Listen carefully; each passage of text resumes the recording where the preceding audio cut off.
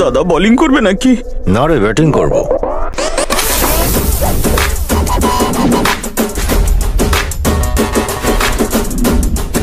এই এলাকায় নতুন নাকি? তুই জানিস আমার বাবাকে?